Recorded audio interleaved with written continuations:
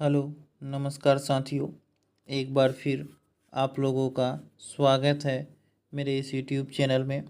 तो आज के इस वीडियो में हम लोग देखेंगे बिहार जीविका एग्ज़ाम 2025 से संबंधित जीके और जीएस के कुछ महत्वपूर्ण प्रश्नों को।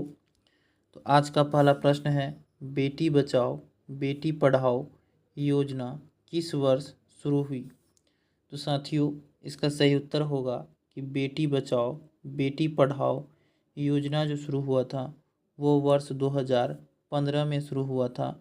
ऑप्शन नंबर बी इस प्रश्न का सही उत्तर होगा।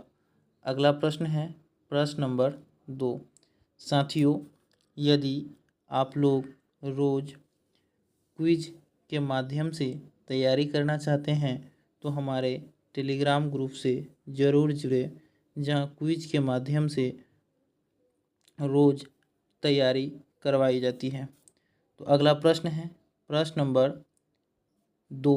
प्रश्न नंबर 2 कह रहा है, प्रधानमंत्री जन धन योजना किस वर्ष प्रारंभ की गई थी? तो इसका सही उत्तर होगा वर्ष 2014 में। साथियों, वर्ष 2014 में प्रधानमंत्री जन धन योजना की शुरुआत की गई थी, इसलिए ऑप्शन नंबर बी इस प्रश्न का सही उत्तर होगा। प्रश्न नंबर 3 है, क्योंकि बिहार जीविका एग्ज़ाम में योजना से संबंधित एक या दो प्रश्न जरूर पूछे जाएंगे, इसलिए आप लोग इन प्रश्नों को जरूर पढ़ें। अगला प्रश्न है कि प्रधानमंत्री आवास योजना का मुख्य उद्देश्य क्या है? तो इसका सही उत्तर होगा साथियों कि प्रधानमंत्री आवास योजना का मुख्य उद्देश्य है हर परिवार को घर देना। ऑप्शन नंबर बी इस प्रश्न का सही उत्तर होगा कि प्रधानमंत्री आवास योजना का मुख्य उद्देश्य है हर परिवार को घर देना। अगला प्रश्न है प्रश्न नंबर 4। प्रश्न नंबर 4 है कि प्रधानमंत्री किसान सम्मान निधि योजना के तहत हर किसान को कितनी धनराशि दी जाती है? यानी पीएम किसान योजना के तहत प्रत्येक किसान को एक वर्ष में कितनी राशि दी जाती है? तो इसका सही उत्तर होगा 6,000 रुपये। Option number C. अगला प्रश्न है प्रश्न नंबर 5। प्रश्न नंबर 5 कह रहा है कि सौरमंडल में कुल ग्रहों की संख्या कितनी है? तो इसका सही उत्तर होगा साथियों 8। सौरमंडल में ग्रहों की संख्या 8 है साथियों। सौरमंडल के 8 ग्रह हैं मंगल, बुध, बृहस्पति, शुक्र, शनि, पृथ्वी, अरुण और वरुण। तो साथियों, सौरमंडल में ग्रहों की संख्या 8 है। इन 8 ग्रहों में सबसे बड़ा ग्रह बृहस्पति है। अगला प्रश्न है प्रश्न नंबर 6। प्रश्न नंबर 6 कह रहा है कि सौरमंडल का सबसे बड़ा ग्रह कौन सा है? तो इसका सही उत्तर होगा बृहस्पति। ऑप्शन नंबर सी। प्रश्न नंबर 7 है साथियों, यहाँ आपसे पूछ रहा है सौरमंडल का सबसे छोटा ग्रह कौन सा है? बुध, शुक्र, मंगल या नेपच्यून? तो इसका सही उत्तर होगा साथियों कि सौरमंडल का सबसे छोटा ग्रह बुध है। Option number A. बुध जो है साथियों, यह सूर्य से सबसे निकट का ग्रह है। इसे भी आप लोग याद रखेंगे। यह सूर्य की परिक्रमा 88 दिनों में करता है, इसे भी ध्यान में रखेंगे साथियों। और शुक्र ग्रह को सबसे चमकीला ग्रह भी कहा जाता है। अगला प्रश्न है प्रश्न नंबर 8। प्रश्न नंबर 8 कह रहा है कौन सा ग्रह लाल ग्रह कहलाता है? शुक्र, मंगल, बृहस्पति या बुध? तो इसका सही उत्तर होगा साथियों कि लाल ग्रह के नाम से मंगल ग्रह को जाना जाता है। और सबसे बड़ा ग्रह बृहस्पति, सबसे छोटा ग्रह बुध, इसे भी याद रखेंगे। अगला प्रश्न है प्रश्न नंबर 9।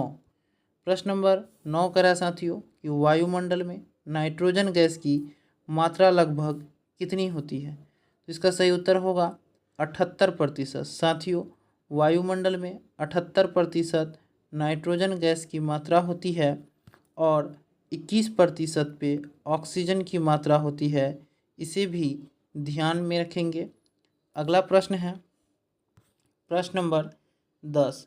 प्रश्न नंबर 10 कह रहा है कि वायुमंडल में ऑक्सीजन की मात्रा कितनी होती है। तो इसका सही उत्तर होगा 21%। यानी वायुमंडल में 21% ऑक्सीजन गैस पाई जाती है।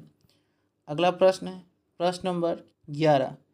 प्रश्न नंबर 11 कह रहा है पृथ्वी के किस मंडल में पर्वत, मैदान और पठार सम्मिलित हैं।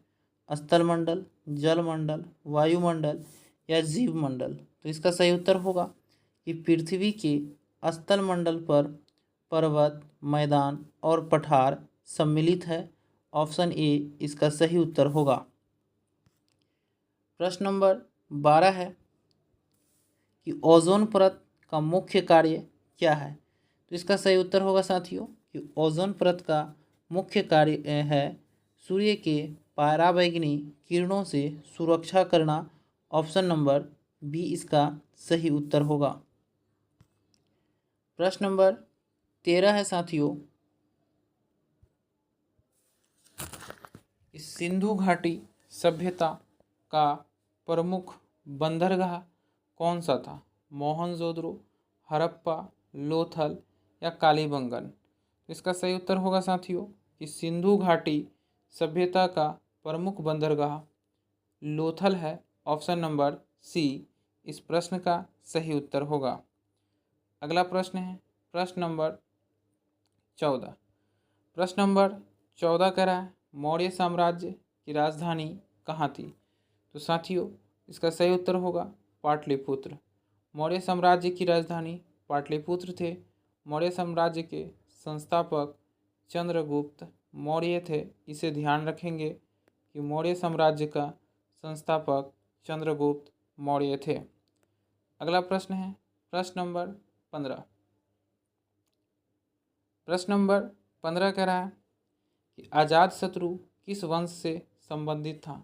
शिशुनाग, हर्यक, नंद या मौर्य। तो इसका सही उत्तर होगा साथियों कि अजातशत्रु जो थे वो हर्यक वंश से संबंधित थे और हर्यक वंश के संस्थापक जो थे वो बिंबिसार थे। इसे भी आप लोग जरूर ध्यान में रखेंगे। प्रश्न नंबर 16 है महाजनपद काल में अवंती की राजधानी क्या थी। तो इसका सही उत्तर होगा साथियों उज्जैन। ऑप्शन नंबर ए इसका सही उत्तर होगा। प्राचीन काल में साथियों महाजनपदों की संख्या 16 थी और सबसे शक्तिशाली महाजनपद मगध था और अवंती जो महाजनपद थी उसकी राजधानी उज्जैन थी। प्रश्न नंबर 17। प्रश्न नंबर 17 है कि जलालुल खिलजी वंश का संस्थापक कौन था। जलालुद्दीन खिलजी, अलाउद्दीन खिलजी, गयासुद्दीन खिलजी या नसीरुद्दीन खिलजी। तो इसका सही उत्तर होगा कि खिलजी वंश का संस्थापक जो थे वो जलालुद्दीन खिलजी थे। ऑप्शन नंबर ए इसका सही उत्तर होगा। अगला प्रश्न है प्रश्न नंबर 18। प्रश्न नंबर 18 कह रहा है विजयनगर साम्राज्य की स्थापना कब हुई थी। 1326, 1336, 1346 या 1366। तो इसका सही उत्तर होगा साथियों कि विजयनगर साम्राज्य की स्थापना 1336 को हुई थी। ऑप्शन नंबर बी इसका सही उत्तर है। प्रश्न नंबर 19 है साथियों कि बाबर और इब्राहिम लोदी के बीच प्रथम पानीपत का युद्ध कब हुआ था। तो साथियों पानीपत का प्रथम युद्ध 1526 में बाबर और इब्राहिम लोदी के बीच हुआ था। इसे याद रखेंगे। और 1556 में पानीपत का दूसरा युद्ध हुआ था। 1761 में पानीपत का तीसरा युद्ध हुआ था। इन तीनों को याद रखेंगे। 1526 में पहला, 1556 में दूसरा और 1761 में तीसरा। अगला प्रश्न है प्रश्न नंबर 20। प्रश्न नंबर 20 कह रहा है अकबरनामा और आयन ए अकबरी किसने लिखी थी। इसका सही उत्तर होगा अबुल फजल। साथियों, अकबरनामा और आयन अकबरी दोनों अबुल फजल के द्वारा लिखा गया था। आज का अंतिम प्रश्न है साथियों, विजयनगर साम्राज्य की स्थापना किसने की थी? इसका सही उत्तर होगा हरिहर और बुक्का। ऑप्शन नंबर ए इस प्रश्न का सही उत्तर होगा। धन्यवाद साथियों, मिलते हैं अगले वीडियो में, तब तक के लिए जय हिंद।